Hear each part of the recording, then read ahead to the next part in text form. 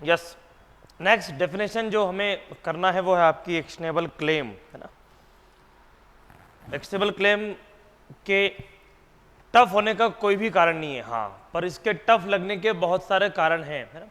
शुरुआत में जब मैंने भी इस टॉपिक को पढ़ा था तो मुझे भी अटपटा लगा था, अनजाना सा लगा था, स्ट्रेंजर लगा था, और इसीलिए मुझे भी टफ लगा था। तो अगर इस एक्शनेबल क्लेम को सुनने के बाद, पढ़ने के बाद आपको भी लगता हो कि शायद ये कोई टफ कंसेप्ट है, वैसा नहीं है। मैं क्या बोल रहा हूँ, इसके टफ होने का कोई कारण नहीं है, लगने का कारण है। क्यों? क्योंकि जब हम ट्रांसफर ऑफ प्रॉपर्टी पढ़ रहे हैं तो हमें प्रॉपर्टी के बारे में हमने, है ना, immovable property, movable property, exchange, gift, sale, lease, इन सभी चीज़ों से हम प्रैक्टिकली परिचित है। हमने पहले जीवन में सब देखा था और उसके बाद हमने चीज़ें पढ़ी है, तो हमको आसान लगता है कि नहीं यार, एक्सचेंज भी देखा है, लीज भी देखा है, सेल भी देखा है, मॉर्गेज भी देखा है, लेकिन एक्शनेबल क्लेम कभी नहीं देखा जीवन में। और ये भी एक प्रॉपर्टी और इसको भी ट्रांसफर किया जा सकता है। और ऊपर जो उसकी डेफिनेशन थोड़ी सी खतरनाक बनी है, हालांकि बहुत इजी डेफिनेशन है वो। तो इसके टफ होने का कोई कारण नहीं है, लगने का क्या कारण है कि प्रैक्टिकली चूंकि इसका यूज नहीं है और इसीलिए हमको क्या लगता है ये थोड़ा सा टफ नजर आता है। लेकिन आइए अपन इसको डिकोड करते हैं, और बहुत आसान डेफिनेशन है, अपने आप में आप इसको महसूस करोगे अगले 10 मिनट में।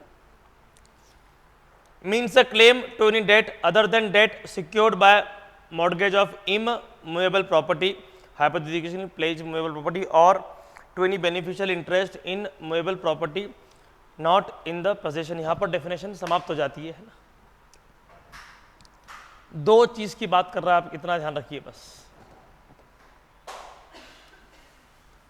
दो चीज की यहाँ पर क्या हो रही है, बात करी जा रही है।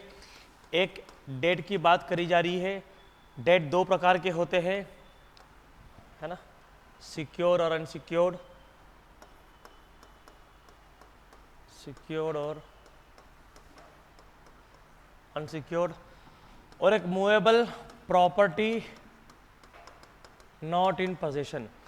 टीपीए ने इन दो को क्या माना है, एक्शनेबल क्लेम अपना माना है।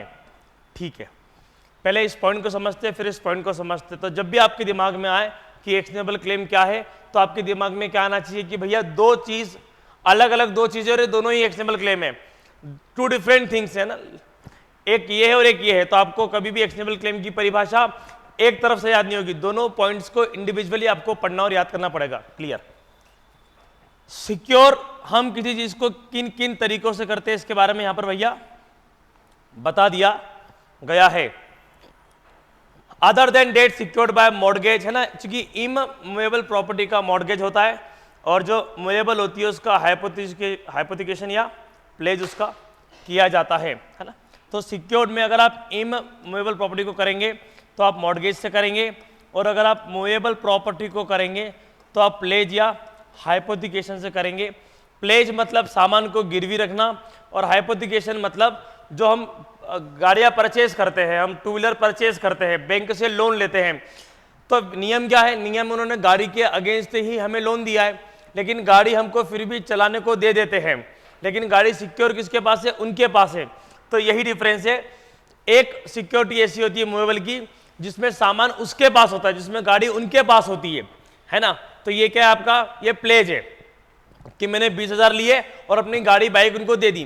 तो ये मूवेबल प्रॉपर्टी का मैंने क्या करा है, प्लेज करा है, ताकि 20,000 रुपये में गाड़ी या 20,000 रुपये के लिए गाड़ी वो सिक्योर हो जाती है। नेक्स्ट क्या है, एक ये कि मैं पैसे मतलब गाड़ी उनसे लूं, जैसे अपन जो जनरली बैंक में करते हैं, जो अपन फाइनेंस जब लेते हैं गाड़ियां तब करते हैं।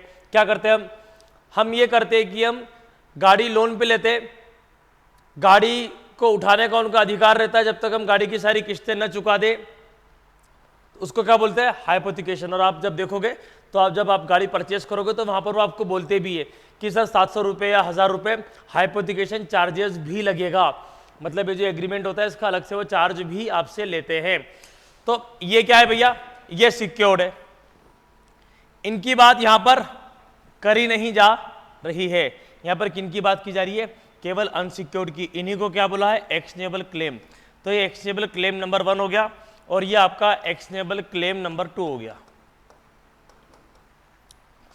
अब एक सवाल है ना, कि सर ये एक्शनेबल क्लेम को ऐसा भाग क्यों कर दिया है ना, ये सिक्योर्ड और अनसिक्योर्ड में क्यों बांट दिया आपने इसको, है ना। एक तो मैंने नहीं बांटा, बेरेक ने बांटा है, क्यों भाई, लेकिन इसको क्यों बांटा अब आप समझना। अब आप यहां से आप अपन एक्शनेबल क्लेम को समझते हैं। पहली बात तो इसके शब्द को समझ लो। एक्शनेबल क्लेम एक ऐसा क्लेम जिसके ऊपर क्या ली जा सके, एक्शन। और डेफिनेटली हम जिस एक्शन की बात कर रहे हैं वो बॉलीवुड वाला एक्शन नहीं है, वो साउथ की फिल्मों का एक्शन नहीं है, वो कोर्ट कचहरी वाला क्या है, लीगल एक्शन है। मतलब एक ऐसा डेट है, एक ऐसा क्लेम है जिसके अगेंस्ट क्या लेते हो आप, लीगल एक्शन आप ले सकते हो। एक्शनेबल क्लेम शब्द से जो नाम है इसका, वैसी इसकी परिभाषा भी, इसमें कोई दो राय नहीं है। अब आप समझना, अपन दोनों केस ले लेते हैं। दो केस कैसे, एक में सिक्योर्ड है डेट, कैसे है, बाय प्लेज से, और एक में अनसिक्योर्ड है डेट, है ना। क्योंकि अनसिक्योर्ड है तो यहां तो कुछ भी नहीं आएगा ना। अनसिक्योर्ड का एग्जांपल क्या है, जो आपका बेसिकली प्रॉमिसरी नोट है, ये क्या है, वचन दे दिया आपने, सिक्योरिटी कोई है नहीं, ऐसे किसी ने उधार ले लिया आपसे, सिक्योरिटी कोई है नहीं, तो ये क्या है, सिक्योर्ड नहीं है, ये है आपका अनसिक्योर्ड डेट। क्लियर है। अब अपन आगे कार्य को थोड़ा सा और समझते हैं। अब दोनों में से एक को एक्शनेबल क्लेम बोला गया है, दूसरे को एक्शनेबल क्लेम नहीं बोला गया है। सिक्योर्ड को एक्शनेबल क्लेम नहीं बोला गया है, अनसिक्योर्ड को एक्शनेबल क्लेम बोला गया है। सर ऐसा क्यों? अरे भैया आप समझना, अगर मेरे पास आपका मोबाइल गिरवी है और आपने मुझसे 20,000 लिए हैं, तो मेरे को कोई टेंशन है क्या, मेरे को कोई दिक्कत है क्या? नहीं है। मेरे को आपके ऊपर लीगल एक्शन लेने की जरूरत भी नहीं है। मैं क्या करूंगा, आपका मोबाइल सेल कर दूंगा या आपका मोबाइल जब्त करके खुद यूज कर लूंगा। मतलब मेरे 20,000 रुपए नहीं भी आए, पर चूंकि मैंने आपका फोन ले रखा है तो मुझे कोई टेंशन नहीं है, तो मुझे किसी एक्शन की भी जरूरत नहीं है। बिना एक्शन के आपका रिएक्शन हो जाएगा। मैंने जैसे ही बोला कि भैया काम कर, कोई दिक्कत नहीं, पेमेंट मत कर तू, मैं पेमेंट मांग ही नहीं रहा हूं, मैं क्या बोल रहा हूं, भाई तू पेमेंट मत कर। वो समझ जाएगा कि अगर पेमेंट नहीं करूंगा तो वो मोबाइल गिरवी रखा हुआ निपट जाएगा। तो मतलब किसी एक्शन की जरूरत नहीं है, बिना एक्शन के रिएक्शन होता है किसमें, जब प्रॉपर्टी क्या हो, सिक्योर्ड हो, चाहे मूवेबल के फॉर्म में हो चाहे इमूवेबल के फॉर्म में हो। तो इसलिए इसको एक्शनेबल क्लेम में नहीं लिया गया, क्योंकि किसी एक्शन की जरूरत नहीं है, बिना एक्शन के रिएक्शन हो जाता है। I hope it is clear, है ना। तो ये अपना पहला पार्ट हुआ, जो सवाल था आपका कि ये सिक्योर्ड में क्यों नहीं है और अनसिक्योर्ड में क्यों। सिक्योर्ड में एक्शन की जरूरत ही नहीं है ना।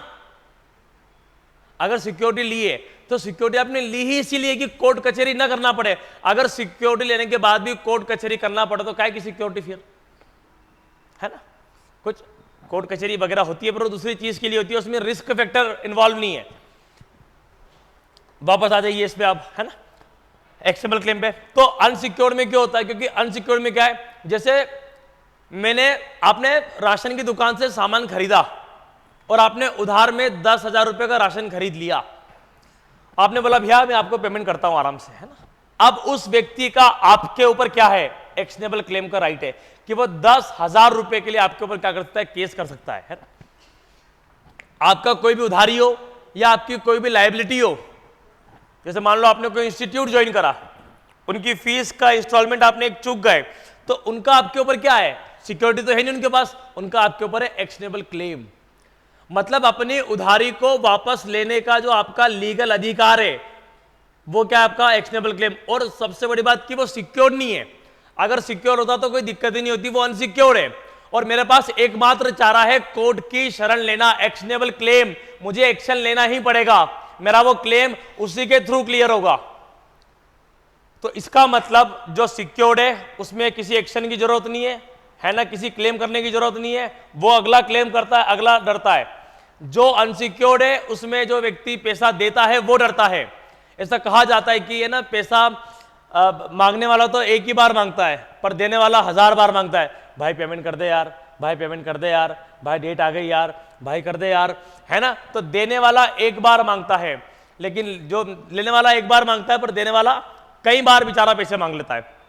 तो अनसिक्योर्ड में जो पैसे देने वाला होता है ना वो टेंशन में होता है, तो उस व्यक्ति के अधिकार को जो शब्द दिया गया उसको क्या बोला गया? Actionable claim. उसके पास अभी पैसा नहीं है पर पैसे वसूलने का उसके पास क्या अधिकार है, और वही क्या है? Actionable claim. एक ऐसा क्लेम जिसके अगेंस्ट एक्शन ली जा सके, नंबर 1। एक और पॉइंट को समझ लो फिर आगे बात करता हूं। Movable property not in possession. मैंने मार्केट जाकर शोरूम से गाड़ी परचेस करी, मैंने एक नई एक्टिवा ली, मैंने पूरा पेमेंट कर दिया, सब कर दिया मैंने। उन्होंने बोला पाटीदार जी गाड़ी नहीं मिल रही आपको। मैंने कहा क्यों भाई? बोले वो नंबर प्लेट आएगी आरटीओ से, उसके बाद ही देंगे। बोले कल आइएगा आप। मैं घर चले गया। घर जाने के बाद मेरे पास उस शोरूम के अगेंस्ट क्या है? एक्शनेबल क्लेम है। क्यों एक्शनेबल क्लेम है? Why it is called actionable? क्योंकि अगर मुझे उन्होंने गाड़ी नहीं दी तो मैं उनके ऊपर क्या कर दूंगा? केस कर दूंगा।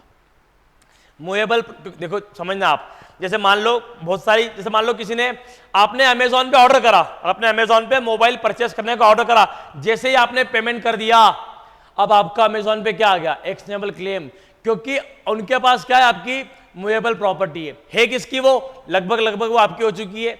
You are the honour, payment आप कर चुके हो। पोजीशन किसके पास है? पोजीशन सामने वाले के पास है। तो आपके पास क्या है? फिर आपके पास एक्शनेबल क्लेम है। ये एक एक्शनेबल क्लेम है। कई बार क्या होता है, जैसे मान लो किसी बड़े गोदाम में 150 कुंटल या हजारों कुंटल गेहूं रखा होता है, बड़े बड़े जो डीलर्स होते हैं वो परचेसिंग कर लेते हैं कि तुम्हारे गोदाम पे रखे हुए 200 कुंटल गेहूं मेरे। तो जैसे ही पेमेंट करा, गेहूं को पता चला, चौकीदार को पता चला, किसी को पता चला? नहीं पता चला। हिले वो? नहीं हिले। जगह चेंज हुई? नहीं हुई, वहीं के वहीं है। तो मेरा क्या? फिर मेरा उस गोदाम में रखे हुए 200 कुंटल गेहूं पे जो है वो एक्शनेबल क्लेम है। जैसे ही मैंने पेमेंट कर दिया, it is the movable property not in my position. आप समझना, ठीक है? तो अल्टीमेटली क्या कंक्लूजन है? दो बातें मिलकर एक्शनेबल क्लेम बनता है। एक उधारी का मतलब केवल उधारी नहीं है, इसका मतलब लायबिलिटी भी है।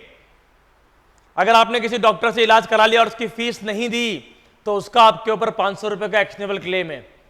एक ये है debt which is not secured by this 3 things. Second number क्या है?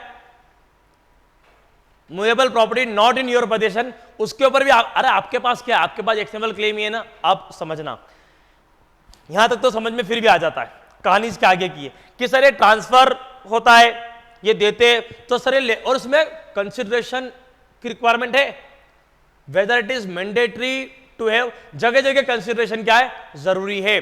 पर जब आप इसका पढ़ोगे, जब 131 से इसके सारे पॉइंट, तो वहां पर लिखा हुआ है consideration is not necessary, it may be without consideration. आप खुद सोचो, अच्छा आप आओ मेरे पास, है ना, 10,000 रुपए लेने आपके, और मैं आपको बोलूं कि मैं आपके 10,000 रुपए तो नहीं दे सकता, हाँ पर मेरे को उससे 10,000 लेना है, मेरा एक्शनेबल क्लेम है, मैं तेरे को दे रहा हूं, चल ले लोगे आप? बस इसीलिए इसका प्रैक्टिकल यूज नहीं है कि यार 10,000 रुपए मैंने तो नगद दिए थे और तू बदले में क्या दे रहा है पता है? तू मेरे को एक लिखा पढ़ी दे रहा है, लिख के दे रहा है कि मेरे को रमेश से पैसे लेने, जा रमेश से ले ले, कोर्ट कचहरी करके, वो भी तो पागल कुत्ते ने क्या, मुझे किसी भी कुत्ते ने नहीं काटा है, शोबिस वाला ही क्यों ना हो, मैं क्यों करूंगा ऐसा? मुझे 10 की बजाय 9 दे दे भैया, 8 दे दे, पर ये एक्शनेबल क्लेम मत दे यार। कोर्ट कचहरी कोई क्यों चाहेगा? जिस अदालत के सिविल मामलों के लिटिगेशन इतने लंबे लंबे चलते हो, वहां पर कोई व्यक्ति अपने पैरों पर कुल्हाड़ी क्यों मारेगा? इसीलिए इसके लिए कंसिडरेशन नेसेसरी नहीं है। हाँ, ये हो सकता है जैसे मान लो आपको लेना है कितने भैया, 1,000 रुपए लेना है, और आप उसको दे दो कि देख भाई ये 15,000 रुपए मेरे को उससे लेना है, एक काम कर तू कोर्ट कचहरी कर ले, 15 मिले तो तेरे, 1 मिले तो तेरे, नहीं मिले तो तेरे। और इसीलिए इसमें क्या रखा है? कंसिडरेशन रखा ही नहीं है। एक तो वैसे कंसिडरेशन नहीं है, उसके बाद भी प्रैक्टिकल कंप्लायंस नहीं है। अगर मान लो इसका कंसिडरेशन रख भी दो आप, तो इसको ले गए कौन? वैसे भी तो नहीं ले रहे। और जिन लोगों को लेना चाहिए उनका मना बोल दिया, वकील साहब नहीं लेंगे, जज साहब नहीं लेंगे, ये नहीं लेंगे, वो क्यों नहीं लेंगे? क्योंकि रोज जाते हैं वो पूरी दुनिया भर का ले लेंगे। वो अपना किसी को दे सकते हैं पर किसी का एक्शनेबल क्लेम उस पर हम ले नहीं सकते, क्योंकि उनका रोज का काम है यार, वो रोज कोर्ट जा रहे हैं। वो तो 5-50 एक्शनेबल क्लेम अपने तो चाहता ही है कि फाइलें बढ़े मेरी, तो उनको आपने रोक दिया, जो लोग रोज कोर्ट जा रहे हैं। और जिन लोगों को कोर्ट नहीं जाना है, आपने उनको अलाउ कर दिया कि आप एक्शनेबल क्लेम ले लो, वकील करो, अ से आओ, 10 से 2, ल से लड़ो और त से तबाह हो जाओ।